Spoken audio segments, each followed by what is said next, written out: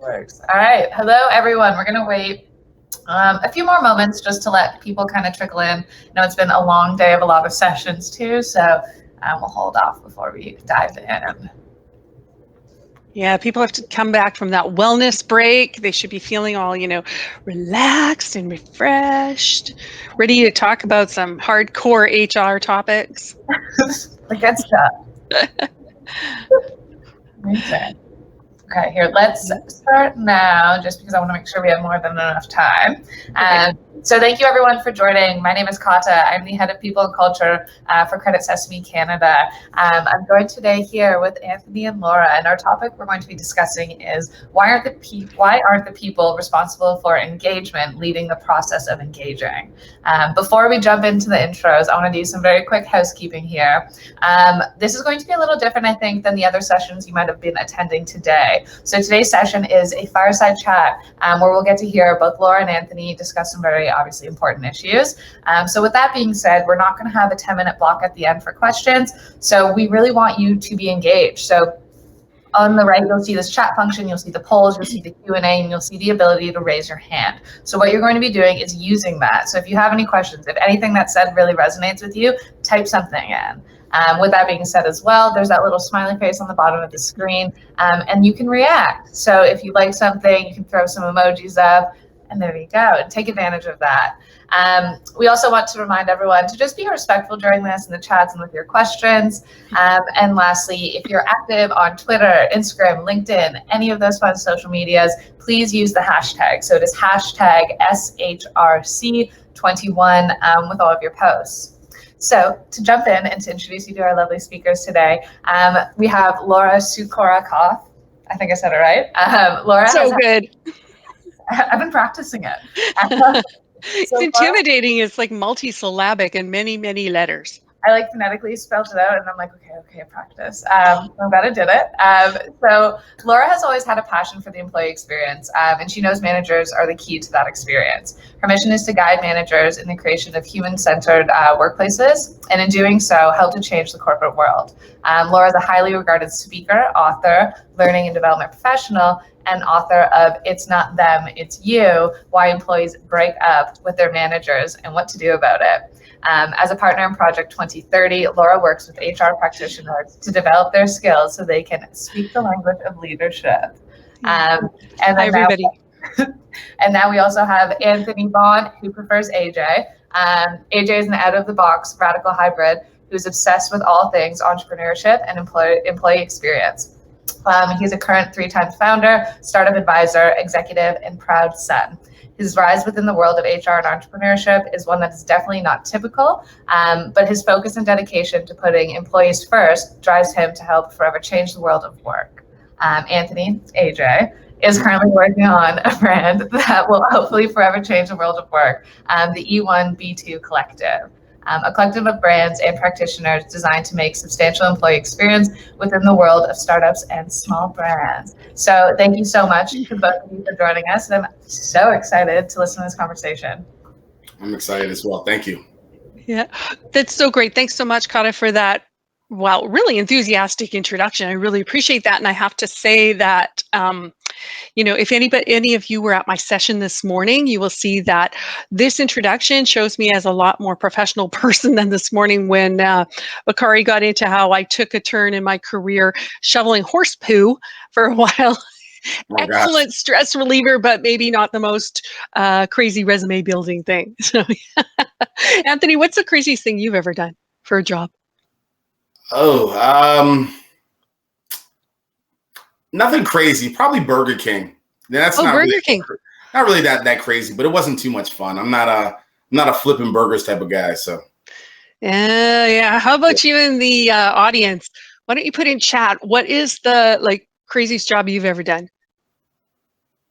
So we'll give it while people are doing that. We'll just give it a moment here. Oh, let's see what's in there already. Oh, Sarah, forklift operator. I had a chance to talk to Sarah earlier today. Sarah, you missed that out in our discussion. That's a pretty awesome job, I have to say. So please feel free to pop those jobs that you've had, the things that you think are kind of like, what? Knowing what you do now, Oh, Trisha, Bullwinkle, she got to wear the Mountie hat. Yes, Oh, gosh, that's pretty awesome. it is awesome. Yeah. Oh, we have a Subway sandwich artist, another food services person in our group, Anthony. AJ. Cherry May says, I wouldn't say it was crazy, but I volunteered at an eco farm in Colombia. I loved it, though I picked up horse poo too. Yes, you know what? Interestingly enough, picking up horse poo is actually kind of a nice job. Very satisfying. You get your workout and you get to see like the lovely fruits of your labors, if you will. Oh, we've had a Kirby vacuum sales, customer service and retail. There's lots of really cool things that people are chiming in with.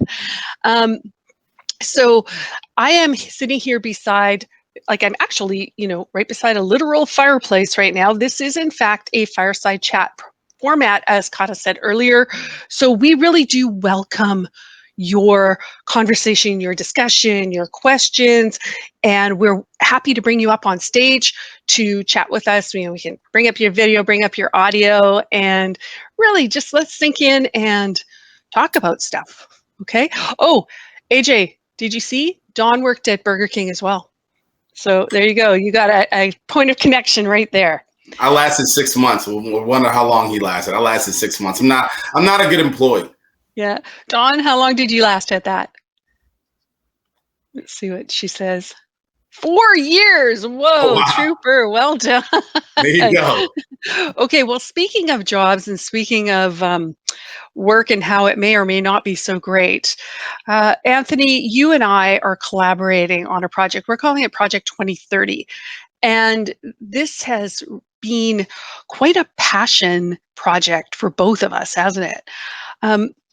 I would love for you to just talk for a little bit about what sparked this whole thing. What brought this idea to mind, and kind of what made you reach out to me, and let's just share with everybody how this came to be.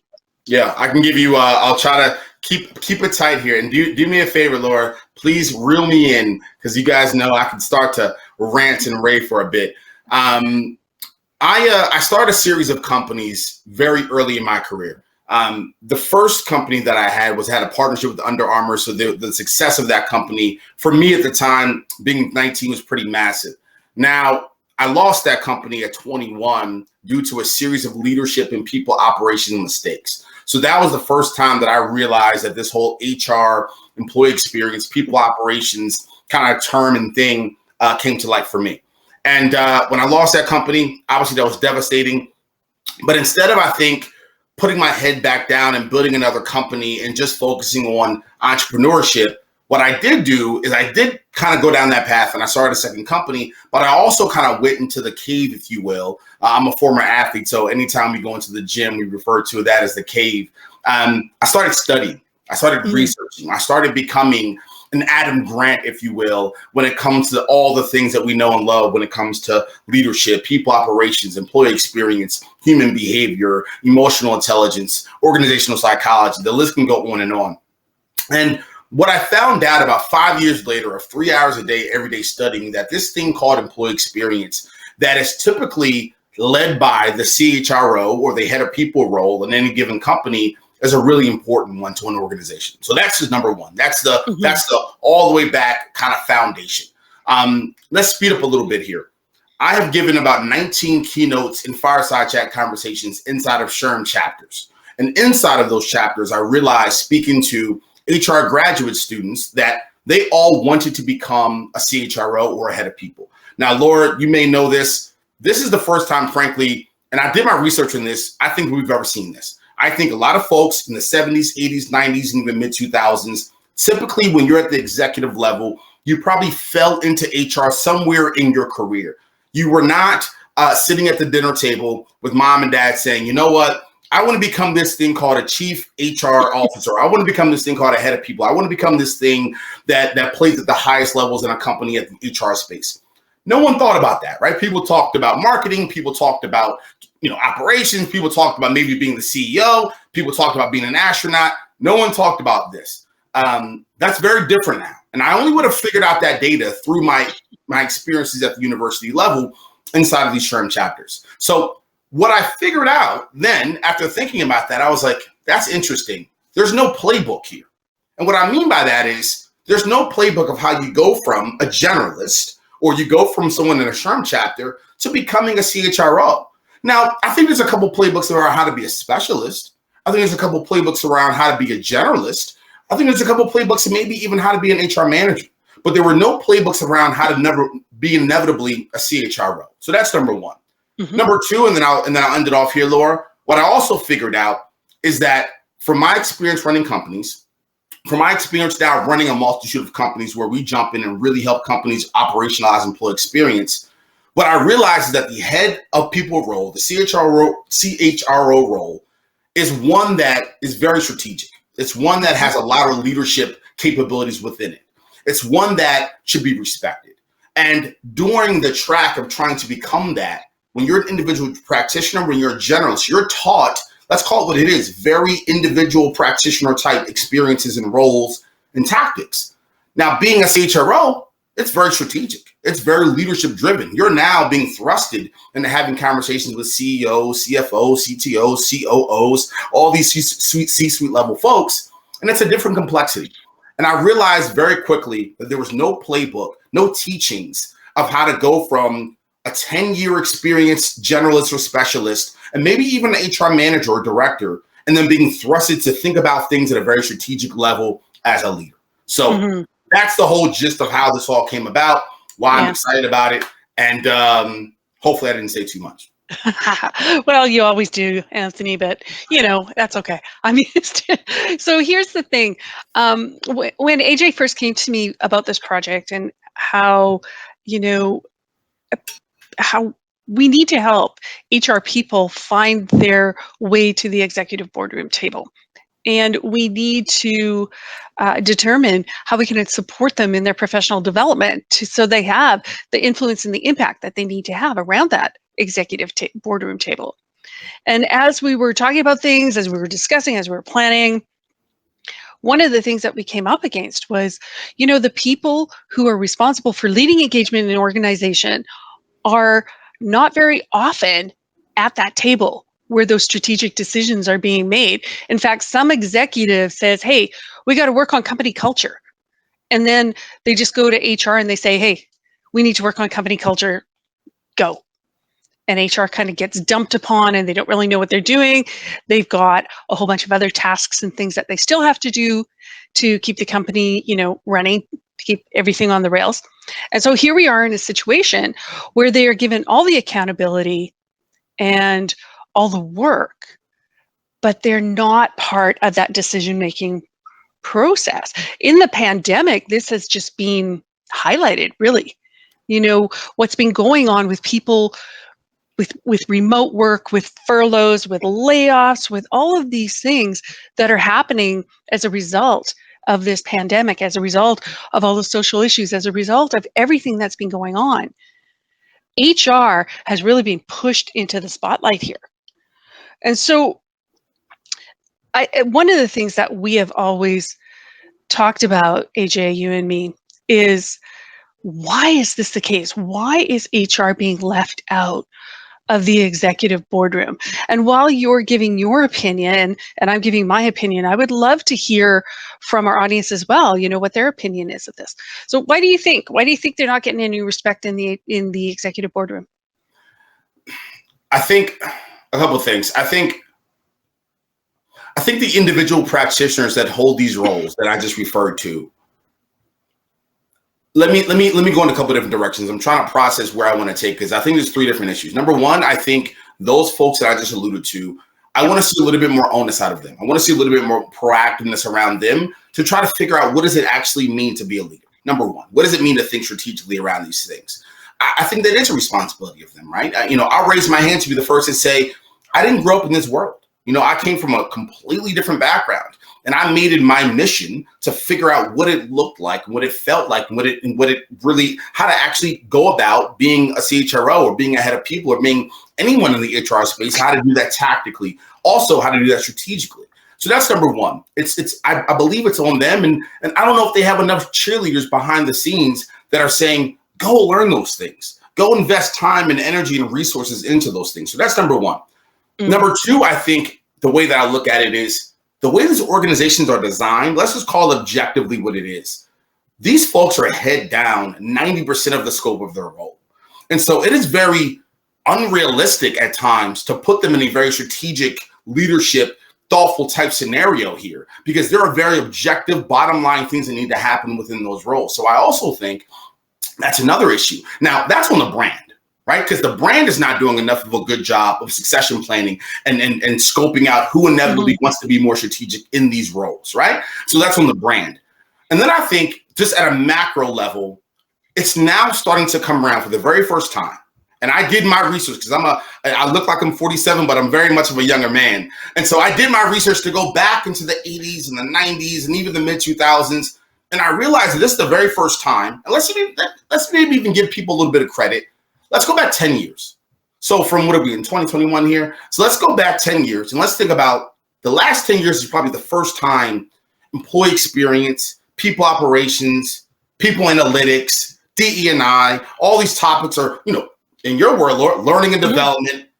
These things are now starting to be a very strategic conversation that organizations are finally kind of starting to come around to.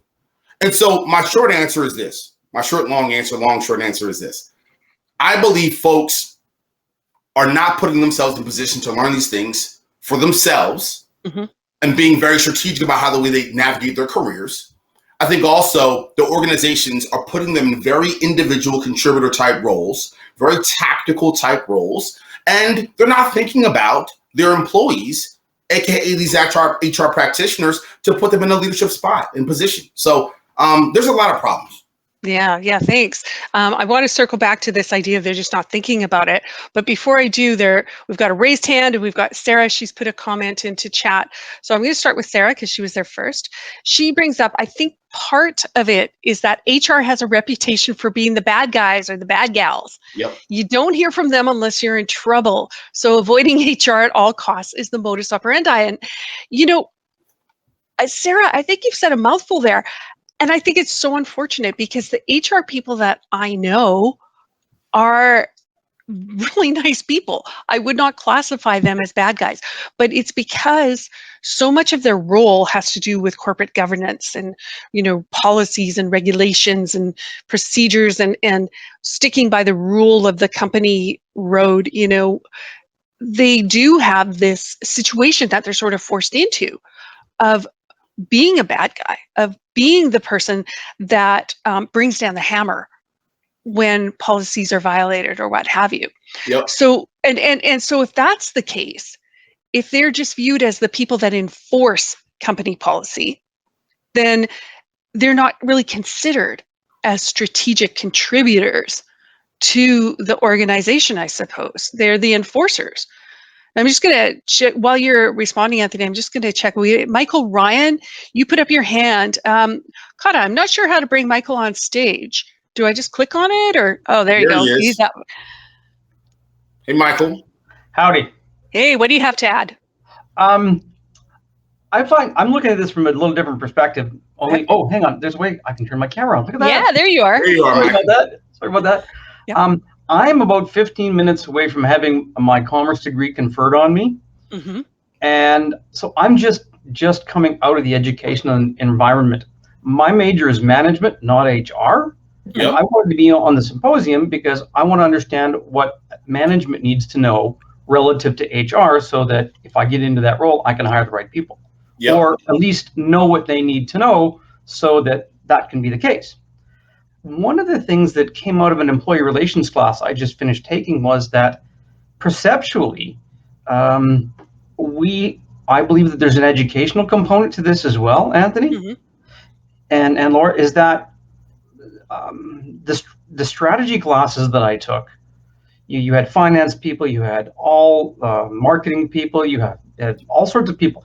And because it was a capstone, you needed to have some HR folks in there. And you take the strategy class and you marry the information from the employee relations class, you realize that employee relations and HR, really the big picture, doesn't necessarily cultivate or share with the students that strategy is as important in HR, if not more so, than it is in business level strategy, corporate level strategy, how you're going to capture all of those things. So I think if you step back some and start to cultivate at the educational level, that it's not just about, we got to go get employees and it's lovely and we've got to be touchy-feely, we've got to do all of these wonderful things. If you don't get the best people coming out of school and going into the roles of HR professionals, how do you expect them to have the strategic vision to know how to do the things that need to be done when they get there? So, I mean, magically, and I'm not as young and good looking as AJ, but he's older than he looks. I mean, he's younger than he looks. I don't know, it's something. I'm older than I look, so but the point is, not giving the students the correct perception of what HR could be when you're training them to be HR professionals in school limits those people to get where every business, every industry needs them to be. Period, full stop, end of sentence. Yeah. Michael, AJ, I'm going to just respond to that quickly, if you don't mind. Firstly, I'm agreeing with all these, thank you hands emojis. In fact, I put my own up there. It is true. In business school, HR, most people are taught more task-oriented, more, technical aspects of the job. They're not really taught the people aspects, the management, the leadership aspects of the work. So that's just kind of a general business school thing. When you start getting into the more advanced strategic sort of leadership-driven programs, we see that HR is really not introduced to those subjects very often. And this is something that AJ and I identified when we were going through, sort of the development of our Project 2030 program and all of these sorts of things. We really looked at this and said, one of the things that is challenging for HR is that they are never really taught, they're never really exposed to the language of leadership. And, earlier today I did a presentation and I spoke about how HR is not necessarily known as being a data-driven department, even though there's a lot of data around it. And the C-suite lives and dies on data and numbers, right? And so, if HR is regarded as a department that doesn't really get it in terms of that sort of data-driven approach. Or if that's the perception. It's a perception. There's, if that's the perception of them, of course they're being left out of those conversations because they are considered to be not getting it. And, I don't think that's the case for all HR people, but I do also think that there are quite a number of HR people that are kind of stuck in their lane. And that is one of the things that we hope to change, that we would love to see change, is HR people speaking the language of leadership, breaking out of their lane, pushing themselves forward. So go ahead, AJ. Let me respond to Michael briefly, Laura, and then take us in any direction you want. Because he just landed on something. Laura, if you remember the original model of the Project 2030 that we were trying to create, Michael is actually landing on something that was the original structure. The original structure based off of the 15 plus keynotes and fireside chats inside of the SHRM chapters, inside of the graduate HR programs, was going to be targeted towards the students. Because you're exactly right. They're not taught these things inside of these organizations, inside of these schools, inside of these programs. And, I guess another point that I maybe want to add, when we talk about strategy, when we talk about leadership, we're talking about a couple of different things here. We're talking about how do you have conversations, objective conversations, strategic conversations with CFOs, with CEOs, with CTOs. How do you take their opinions, their perspectives, keep those things in mind while also pushing forward your initiatives? How do you have this employees first mentality where you can go back and get all the data from your employees and utilize that data and be an advocate of your people and hold firm and strong with that perspective and tight with that perspective, and don't be afraid to push back. And then the last part of it is, now how do you think strategically when it comes to DE&I, or strategically when it comes to talent development or recruiting or all the processes, and even some of the policy work? There's ways to think about that even more strategically. But to Michael's point, what he said is exactly right. Yeah, they're not teaching these things early on. I'm very confused of why that is. And I'll make one last statement. And this is something my mom always told me growing up. She said, for whatever reason, I've always looked at you as a leader, son. And I've always tried to raise you as such, not a follower, not a doer. I want you to be a thinker for yourself, an independent, someone that can really galvanize people around you out of a thought.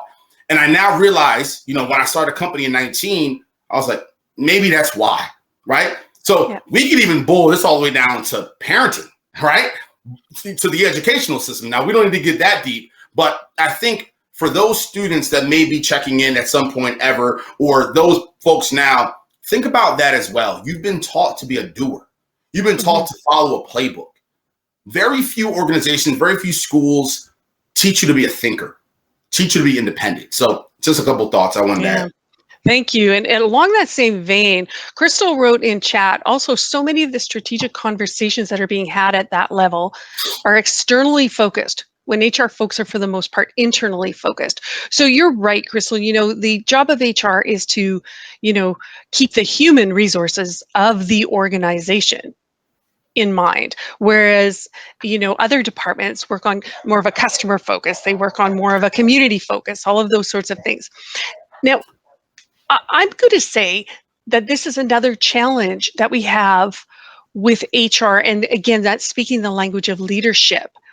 It's my belief now, I've been a customer service trainer for like a very long time. And it's my belief that the voice of the customer should be present in every single department. That customer service is important everywhere. Because as Michael said, you need to hire the right people. When you hire the right people, then they serve the customers the best way, in whatever way that is: designing product, marketing, communication strategies, retail and sales strategies. So, and HR should be critical in the finding of those right people. Now, I think oftentimes HR is given the mandate, okay, we need 40 people, just get me 40 people right now. I don't care what you do. I need 40 people by like yesterday. And so they're jumping to it, and they're not giving this opportunity, or they don't take the opportunity. Maybe that's what it is, to push back and say, hey, no, we need some strategy behind this. Let me add one thing on that too. Yeah. And I want to maybe put this messaging to, I don't know how many of these folks are in the audience right now, or that may listen to this at some point, but what you're kind of getting down the path of is something I'm really passionate about, which is decision-making structures and models, right? So the HR folks that may be listening, you need to have the confidence, the awareness, the strategic ability to say, we need to restructure the decision-making model. I had a call with an amazing woman yesterday, and she was venting to me about a couple of different things that are happening. Actually, Laura, on your part of the world, on the learning and development side of things, and how she wasn't getting too much buy-in, and then there was so much red tape and so much pausing and shifting, and it was just taking so slow to get things off the ground. And I said, well, what's the decision-making structure? She said, what do you mean? I said, what are your accountabilities? What are your understandings around green light, yellow light, red lights? And I was walking her through how to have a very transparent conversation around, here are the areas within my role that I need to have full autonomy with, full scope, full bandwidth, and anyone else within the scope of the organization that I need to have some buy-in, or I need some data from, or I need to interact with, I need to have full buy-in and full green lights from them as well.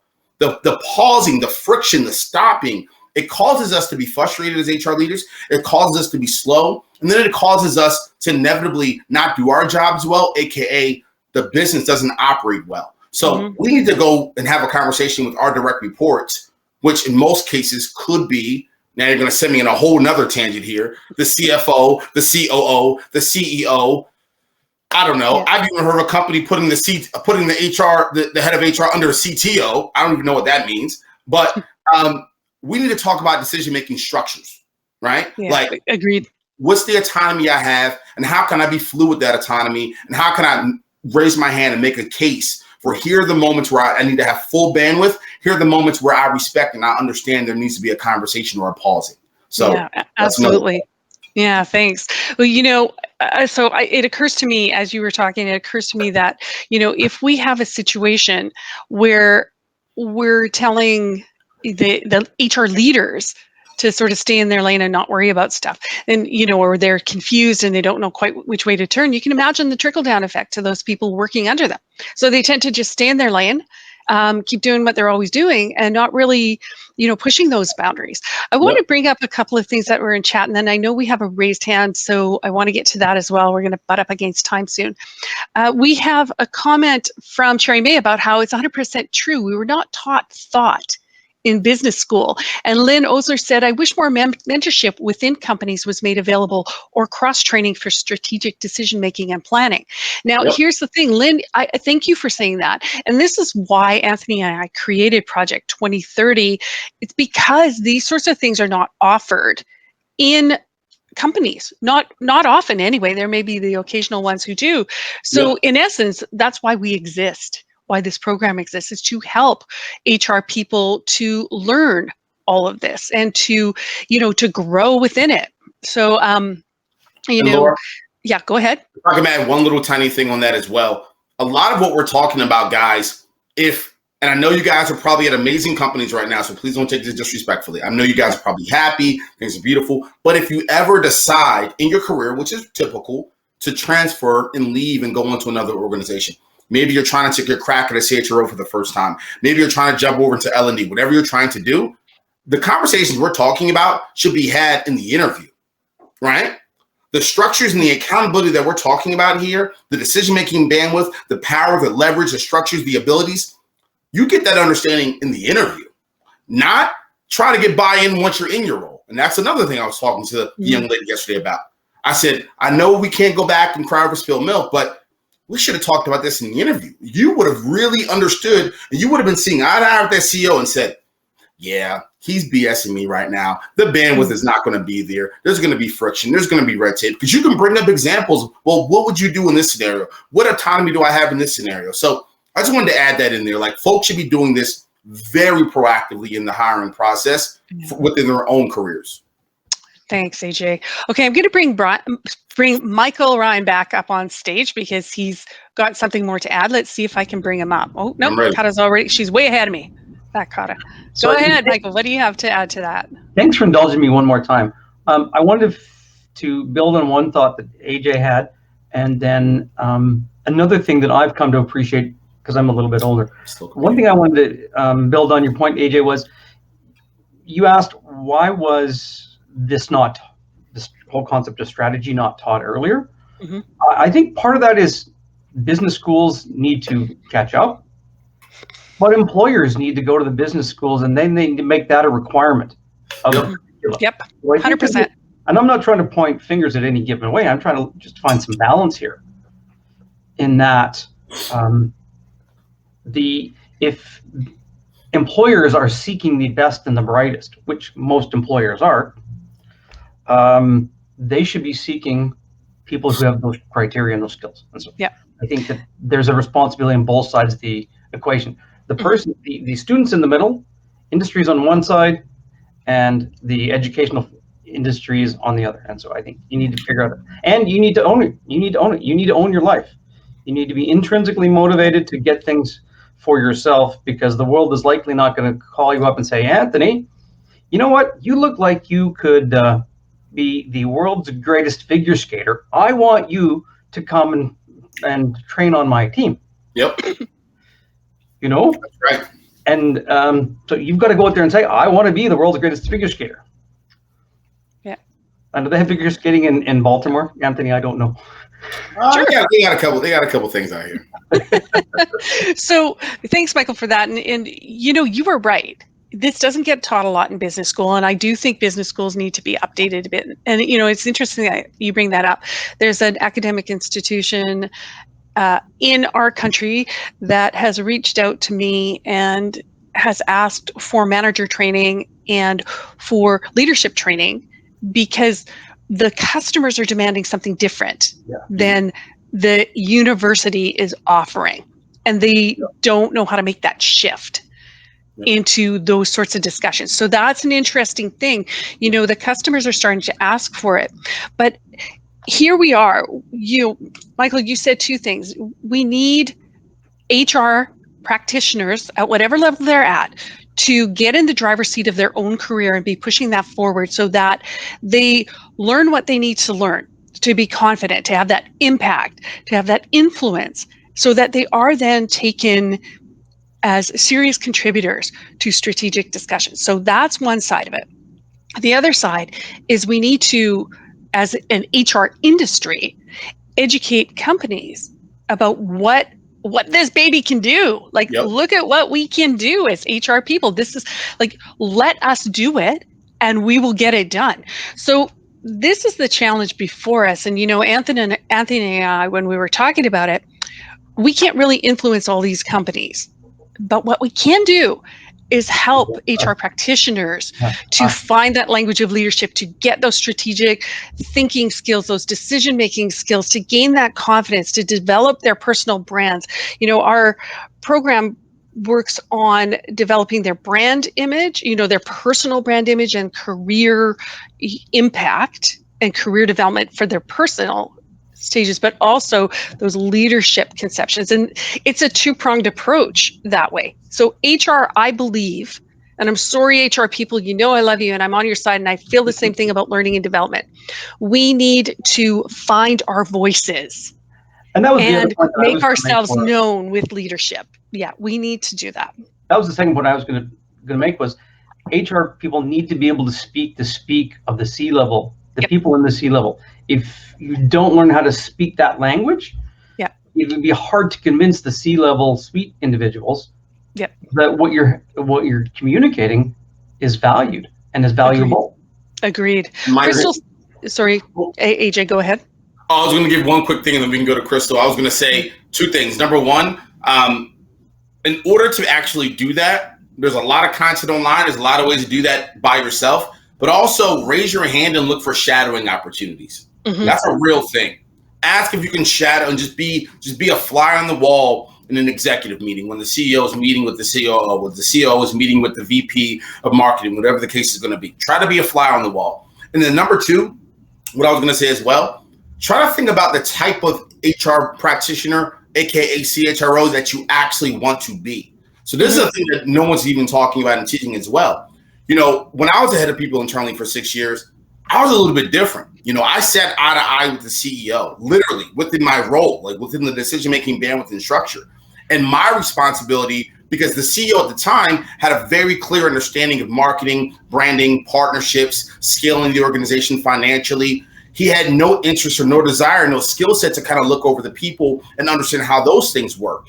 And so my job was to look at managers, was to look at executives, hold them accountable, teach them things, look in DE&I, look in career mapping, look in L&D, look in change management structures and communications, and kind of formalize those things at a highest level, right? Mm-hmm. I never touched some of the real simple tactical things that I think a lot of us HR directors are still touching, right? So we need to figure out what type of HR leader, director, CHRO that we actually want to be, because there's a lot of different ones out there. You have to communicate that.